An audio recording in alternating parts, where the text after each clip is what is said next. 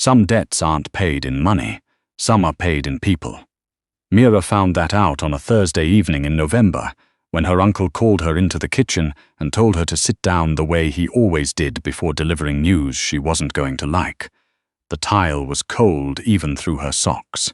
The overhead light buzzed. She had noticed it buzzing for 3 weeks and had bought a replacement bulb, but no one had gotten around to changing it.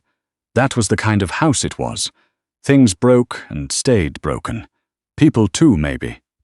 "There's a man coming tomorrow," her Uncle Darryl said. He was looking at his coffee mug, not at her. "You're going to go with him." Mira was 26 years old.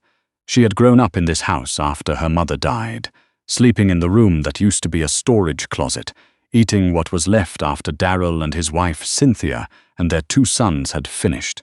She had learned early that gratitude was the rent she paid for, existing in a space that had never wanted her. She had also learned, somewhere around age 14, that she was very good with numbers. Not math class numbers, real numbers. Columns that had to balance. Ledgers that told the truth even when people didn't. She looked at her uncle. "Go with him where?" "He runs a business. He needs someone good with accounts." Darryl's jaw worked. "We owe him money, Mira.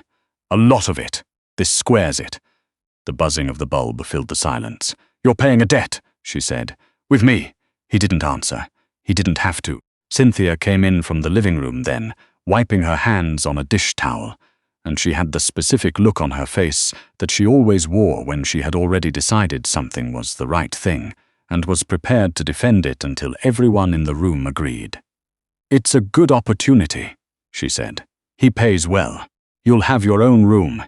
Like I don't have a room now. A real room, Mira. Don't be dramatic." She thought about the storage closet. The shelf brackets they had never taken out, the one that caught her shoulder every time she rolled over in the night. She thought about the 4 years she had spent keeping Darryl's construction books after his accountant quit, unpaid, because money was always tight. Money was always going somewhere else, and she had done it without complaint, because what was the alternative? The alternative was this, apparently, being handed over like a line item. She didn't argue. She had learned a long time ago that arguing in this house only made things worse for her and better for nobody. She went to her room and she packed 1 bag. The car that arrived in the morning was black and clean in a way that felt aggressive, like the absence of grime itself was a statement. The man behind the wheel didn't speak. He was neither large nor small, just contained, and he kept his eyes forward the entire drive. They went north out of the city, through neighborhoods that got quieter and more expensive in increments, until they reached a part of town where the buildings had no signage and the streets had no foot traffic, and everything felt slightly muffled, like sound worked differently here. The building they stopped in front of looked like it might have been a bank once. Stone facade, no windows at street level, a door that was very wide and very solid. Inside, the ceilings were high and the floors were some kind of dark marble, and it was cooler than outside by 10 degrees. A woman in a grey suit met them in the lobby. She had red hair pulled back so severely it seemed to be pulling her expression along with it. "Miss Callow," she said. "I'm Hendricks. I manage the domestic operations of this property. I'll show you to your room and go over the house rules." "What is this place?" Mira asked. "Mr. Vayne's residence and primary place of business." Vayne. She hadn't even known his name until that moment. Her uncle had not told her his name. She followed Hendricks up a staircase and down a corridor, and through a door into a room that was, objectively, the nicest room she had ever stood in. Actual curtains, actual furniture that matched, a bed with a headboard. She stood in the middle of it and felt something she didn't have a name for yet. It wasn't gratitude, it wasn't relief, it was something closer to suspicion. Rooms like this always cost something. "You will be expected in the office at 8 tomorrow morning," Hendricks said. "Punctual, dress plainly, no perfume. Mr. Vayne is particular about scent. What will I be doing?" "The accounts, as I understand it. The previous bookkeeper made certain errors. A pause that was not quite a pause. He will explain." She left. Mira sat on the edge of the bed. She noticed the bed was very soft. She noticed the ceiling had no shelf brackets. She's noticed distantly. that she was not as afraid as she thought she would be. She had been afraid for so long that maybe it had used itself up. She met Vayne the next morning. He was standing at the window when she came in, looking out at the courtyard below, and her first impression was of a man who took up space in a way that had nothing to do with size. He wasn't enormous. He was maybe 6 feet, broader than lean, dressed in a shirt with the sleeves rolled to the elbows. The morning light caught a scar along his left forearm, another at the jaw. His hair was dark and cut short and starting to grey at the temples. He was probably 40. He looked like 40 had not been gentle to him. He turned when she entered and she got her first look at his face, which was the face of a man who had made a great many decisions he did not regret and who had done the math on each one. "Sit down," he said. She sat. He came to the desk between them and opened a folder. He turned it to face her. She looked at it. Columns of numbers, dense and complicated, with annotations in 3 different colors of ink. "Tell me what you see," he said. She looked at it for a moment. Someone skimmed. 312,000 over 14 months, give or take. They were clever about it, distributed across enough line items that you'd have to look at the whole picture, not just the individual entries. But the pattern is there. Silence. "The construction column," she continued, "is the tell. The percentages drift. You'd expect variance, but not this kind. This kind is someone making a decision about how much they can take before someone notices." Vayne was watching her. She couldn't read his expression. She wasn't sure he had one, or rather that he allowed himself one in rooms like this. How long would it take you to identify every instance? A week, maybe less if your filing system is organized. It is not. 2 weeks then. Another silence, different from the first. He closed the folder. "The man who did this is no longer my concern. The records are. I need them reconstructed correctly. Then I need an ongoing system that makes this kind of thing impossible, or at least immediately visible. I can do that." He looked at her for a moment. "You're Daryl Callow's niece." "Yes. He spoke of you as though you were a liability." She met his eyes. "He speaks about everything he can't monetize that way." Something moved in his expression. If it was amusement, it was very contained. He picked up a pen. "You'll work in the East office. Hendricks will get you access. You'll report to me weekly. You will not discuss what you see in those records with anyone inside or outside this building, understood?" "And Callow," he said, and the way he said it. Her last name, not Mira, not Miss, felt like a door closing on something, on the version of her that people handed around like she was theirs to give. "If you find something I haven't found, I want to know first." She nodded and stood. She was almost to the door when he spoke again. "The debt your uncle owed me, it's been cleared." She turned. "I paid off a man's debt," he said, "and I hired an accountant. Those are 2 separate transactions." She understood then what he was telling her. She was not here as payment. She was here because he had needed someone, and she had been available and evidently adequate. He had separated those 2 things cleanly and deliberately, the way you'd separate a cost from a revenue, and he wanted her to know the columns didn't overlap. She didn't thank him. She wasn't sure he'd want to be thanked for something that should have been obvious. She went to the East office and got to work. The records were worse than the folder had suggested. Someone had not just skimmed, they had also attempted, at various points, to hide the skimming through overlapping falsifications, which created a kind of archaeological problem where she had to remove each layer carefully to find out what the actual numbers were underneath. She worked 12-hour days that first week. She ordered the files chronologically, and then cross-referenced them against the bank statements, and then against the secondary ledger she found in a locked drawer that Hendricks produced a key for without comment. Nobody bothered her much. The staff moved around her with the particular efficiency of people who had learned not to ask questions. She was brought coffee at 10 and 2 without asking for it. She was brought lunch at noon, always something plain and correct. Sandwich, soup, whatever worked without being a fuss. She had never been treated with that quality of consideration in her life. It made her uneasy in a way she kept having to talk herself down from. On the 4th day she found a second skimmer, smaller than the first, Different methodology, different time period. She sat with it for a while to make sure she was right. She was right. She went to find Vayne. He was in his main office with a man she hadn't seen before, someone who had the slightly battered look of a person who had been traveling for a long time. She knocked on the open door. Vayne looked up. "Callow, when you have a moment," she said. He said something quiet to the other man, who stood and left without looking at her. Vayne gestured at the chair across from him. She sat. She opened the folder she'd brought and set it in front of him. She walked him through it, the timeline, the method, the totals. He listened without interrupting. His eyes moved over the pages with the focus of someone for whom numbers were not abstract things. "Who?" he said when she finished. She pointed to the column. "The name on the account is Renfield Corp., but the initials on the secondary authorization are consistent across 47 transactions. I'd need access to your personnel records to match them definitively. You'll have it by end of day." He closed the folder. He was quiet for a moment, looking at something she couldn't see. "You said maybe less than a week," he said. "It was more complicated than the first folder suggested." "I know. I meant the second one. You found it in 4 days." She understood he was not criticizing. The methodology was similar enough that I was looking. The previous bookkeeper had those records for 2 years. His voice was the same as it always was. Flat, measured, like he had long since stopped inflecting his speech with anything that could be used against him. "Thank you, Callow."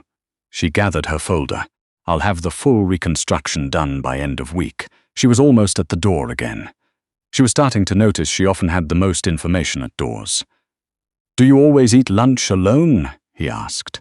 She stopped. "I work through lunch, I know. I meant if you'd prefer not to." She turned. He had gone back to whatever was on his desk. He was not looking at her. The question had been offered and released, no pressure attached. "Maybe when the reconstruction is finished," she said. He nodded once without looking up. She went back to the East office and sat with her folders, and she thought about the fact that he had asked, and the way he had asked, as though her preference was a relevant variable in the equation. It had been a long time since anyone had treated her preference as relevant. She finished the reconstruction in 9 days. The total damage was just over 400,000, spread across 2 separate actors over 3 years. She wrote it up cleanly, with a summary page at the front and supporting documentation organized by date and amount, and she brought it to Vayne on a Friday afternoon. He read it without speaking. He turned pages at the pace of someone who was actually reading, not scanning. "This is thorough," he said finally. "It should be." He looked up. Meaning if I'm going to tell you someone stole from you, I should be certain." A pause. "You're always certain before you speak. I've learned to be." He turned to the last page, the recommendations. She had included a set of structural changes, new authorization protocols, cross-verification requirements, a monthly reconciliation process that would flag anomalies automatically. It was more than he had asked for. She had included it anyway because it was the obvious next step, and she had never been able to stop herself from taking the obvious next step. "You drew up a system," he said. "You didn't ask for it." "No." He turned back to the first page. "I'm looking at whether it's good." She waited. As he said, "Implement it." She nodded and stood. Callow. He was still looking at the pages. "How long has your uncle been having you keep his books?" She thought about it. "Since I was 22, after his last accountant left." "Did he pay you?" A pause. "He let me live there." Vayne said nothing. The silence was a specific kind, not empty, not waiting, just very still. She recognized it as the silence of a man doing arithmetic. "The position," he said, "is permanent, if you want it. The rate is in the contract Hendricks has for you." She had not seen a contract yet. She looked at him. "I meant to offer it sooner," he said, and something in his voice shifted just slightly, fractionally, like a needle moving on a dial that was calibrated in very small increments. "The work justifies it. You should have the formal terms in writing." She thought about the storage closet, the shelf bracket, the buzzing light and the cold tile and her uncle's face when he told her to sit down. "I'll review the contract this evening," she said. She signed it that night. The weeks that followed were the most regular weeks of her adult life, and regular was not a word she had ever associated with good. But it turned out that for her, regular was almost the same thing as safe, and safe was something she hadn't known she was starving for. She developed a routine. 8 o'clock in the office, coffee at 10, lunch, which she now took occasionally at the long table in the staff kitchen, in the company of Hendricks, and a taciturn logistics man named Fowler, and sometimes one or two others who came and went. She and Vayne had lunch together twice in those early weeks. Not arranged in advance, just circumstantial, both of them in the kitchen at the same time, and on both occasions he sat across from her, and they talked about the accounts and occasionally about other things. He did not make small talk well. He was too accustomed, she thought, to conversations with stakes. But he was a good listener. He looked at you when you spoke, and he did not interrupt, and he processed what you said before he responded, which was the rarest thing in the world. She learned pieces of him in that way, sideways, not directly. He ran what he called a syndicate, which was a precise word that said a great deal and very little. He had inherited it at 31 from a man who had been more brutal and less strategic. He had rebuilt it according to his own logic, which was the logic of a ledger. Everything owed, everything paid, everything in its column. He did not explain why he did this work. She did not ask. She could see the reasons in the books well enough. She also noticed that he was careful with her, not hovering, not performing courtesy, just careful. He kept a certain distance and he maintained it consistently, and she recognized it as the behavior of a man who had decided something and was holding to it, though she couldn't tell what the decision was. She thought she might be starting to understand him. She wasn't sure yet if that was a safe thing to do. 6 weeks in, something happened. She was working late, past 9, when she heard raised voices in the corridor. Not a fight exactly, more like a conversation that had escalated past the point where anyone was pretending it was a conversation. She kept working. That was the rule she had set herself. Do your job. Stay in your lane. Do not get curious about what lives on the other side of these walls. Then a door slammed, and footsteps came toward her office and stopped outside it, and the door opened without a knock. The man in the doorway was not someone she had seen before. He was young, maybe 30, and had the specific brand of handsome that people had been telling him about all his life. He also had the look of someone who was used to being difficult and finding that it worked. "You're the bookkeeper," he said. "Yes, Vayne's bookkeeper. That's what I just said." He came in without being invited and looked around the room with an expression she recognized. Inventory. The way people looked at things when they were calculating value. "You're the one who found Renfield." She didn't answer. "I'm Corbin," he said. "I run the Western District. Or I did." He said the last 2 words with a specific weight. "Someone's been feeding information to a rival group. Vayne thinks it's me. I'm telling you it's not." She looked at him steadily. "I'm an accountant. I can't help you. The financial records can." He moved toward the desk. "If someone's been running a side channel, there would be evidence. Money in, money out. You'd see it. If I'd seen something like that, I would have reported it. Maybe you weren't looking." She met his eyes. "I look at everything." He was quiet for a moment. Then he did something she didn't expect. He pulled a folded paper from his jacket and set it on the desk. "These are the dates, the incidents." He stepped back. "I'm not asking you to clear me. I'm asking you to look." She looked at the paper. She looked at him. "I'll mention to Vayne that you came here," she said. "I know." He was already at the door. "That's fine. I'm not hiding it." She watched him leave. She sat with the paper for a long time, then she opened her secondary ledger and she started looking. She found it in 48 hours. Not Corbin. The signal was there in the records if you knew what you were looking for, which she now did. A particular distribution of transactions, a specific kind of misdirection.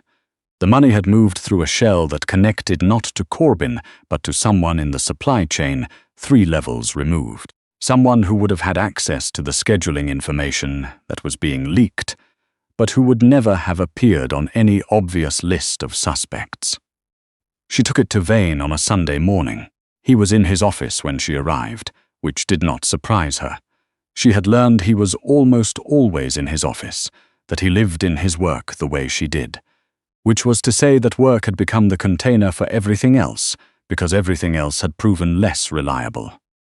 She set the pages on his desk. He read them slowly. "Corbin came to see me," she said. "I should have mentioned it earlier. I wanted to be certain first." Vayne looked up. His expression was still, but something in his eyes was not still. "He came to you directly?" "Yes," he said. He wasn't hiding it. A pause. "He wasn't. He told me." Another pause. "I told him the records were closed." Something moved in his voice, slight as a shift in weather. "He went anyway. He thought I might see something useful." Vayne looked back at the pages. He was right.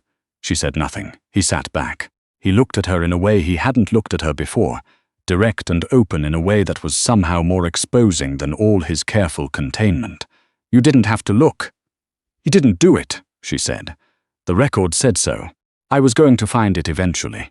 You worked through the weekend. I wanted to be finished." He was quiet. The Sunday morning light came through the window at a low angle. Somewhere outside, a city was doing Sunday things, and this building floated above all of it like it existed in a separate layer of time. "Mira," he said. It was the first time he had used her name. She looked at him. "Are you all right here?" he said. "Not the work. The work is evident. I mean here." She thought about how to answer. She had been asked variations of this question before, mostly by people who wanted a particular answer.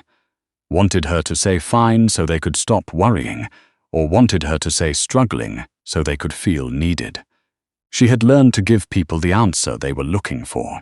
She thought about what Vayne actually wanted. "Better than I expected to be," she said. "I don't know yet if that's the same as all right." He nodded, slowly, as though she'd confirmed something he'd been thinking. "Honest answer, you tend to get those from me. I know." There was something in his voice she hadn't heard before. Not warmth exactly, or not only warmth. Something more like recognition. "I've noticed." She gathered her pages. She had the strong feeling she had just been seen, accurately and completely, by someone whose vision was very clear, and she wasn't sure whether to be grateful or afraid of it. Maybe both. Maybe that was the only honest answer. The trouble, when it came, arrived the way trouble usually did in her experience. Sideways, from a direction she hadn't been watching. Her uncle called. She hadn't spoken to Daryl since the morning she'd left with one bag. She saw his number on her phone and she almost didn't answer, and then she thought about who she was now. Not the girl in the storage closet, not the unpaid bookkeeper, not the line item in someone else's ledger, and she answered. "Mira." His voice had the quality it got when he needed something. Smoother than usual. Almost friendly. "I heard you're doing well over there." "I am. That's good. That's really good to hear." A pause. "I was hoping we could talk. I'm in a bit of a situation." She looked at the wall of her office, the organized files, the system she had built from $400,000 of other people's wreckage. "What kind of situation?" "Money," he said. "There's a deal I'm trying to close. I just need a bridge, a few weeks." "No." Silence. "Mira, I'm not going to help you, Daryl." She said it quietly. She said it the way she had learned from watching Vayne deliver information that was not going to change regardless of how anyone felt about it. "I'm not angry. I'm not punishing you. I just don't have anything to give you, and if I did, I wouldn't. After everything I did for you, you let me sleep in a storage closet for 8 years and used my work to keep your business running without paying me." She paused. "I'm aware of what you did for me. I've done the accounting." He hung up. She sat for a moment with the quiet phone.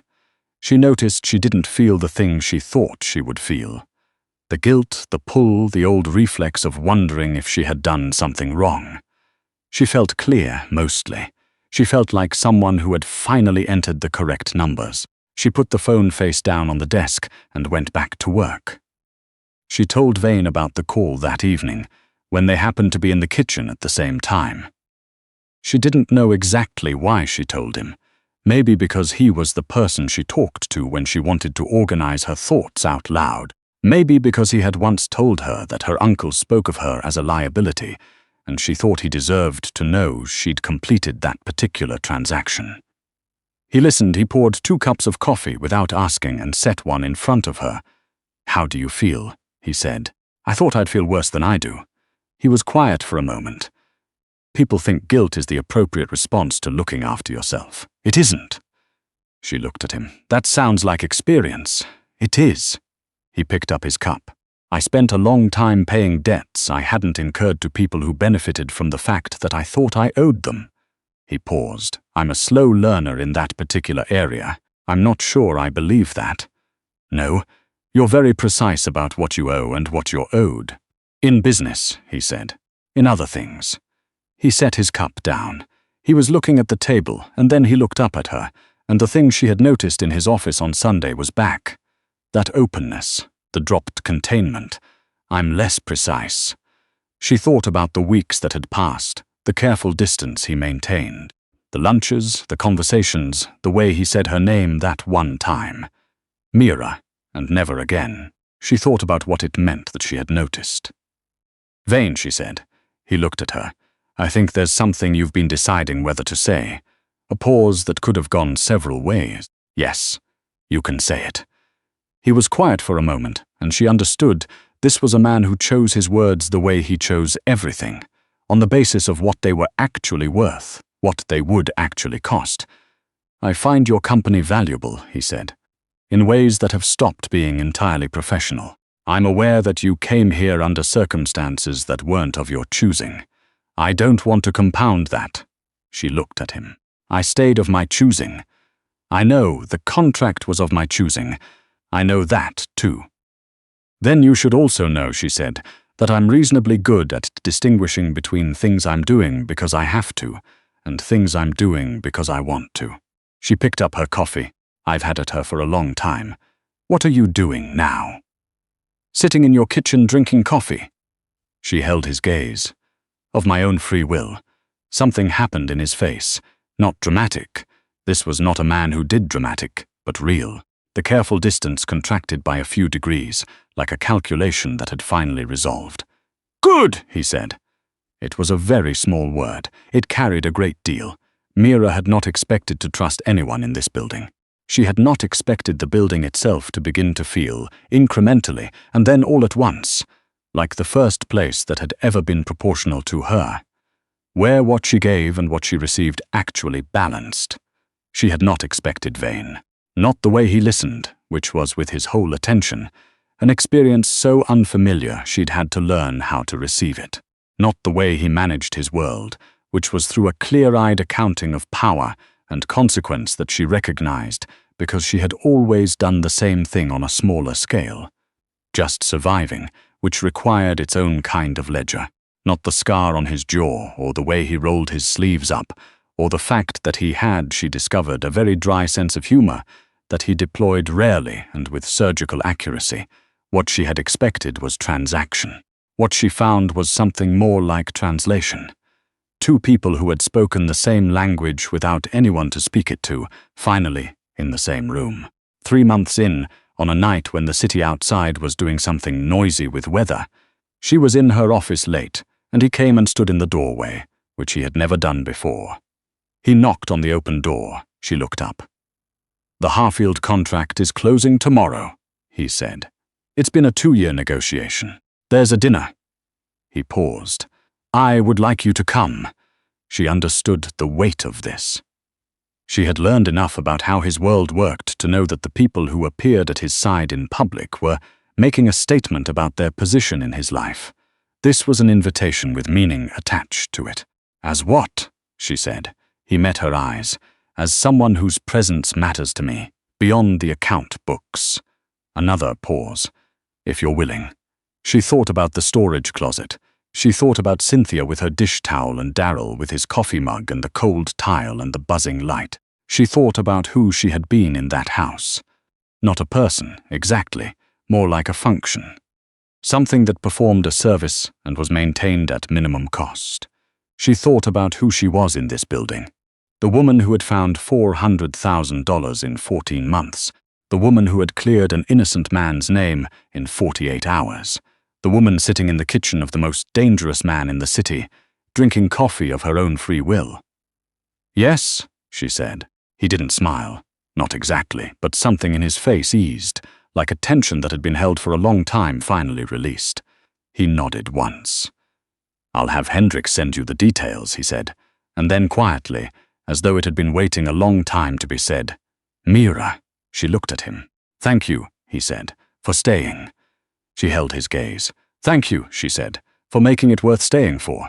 She went back to her work. He went back to his. The city did its loud weather outside. For the first time in as long as she could remember, the columns balanced.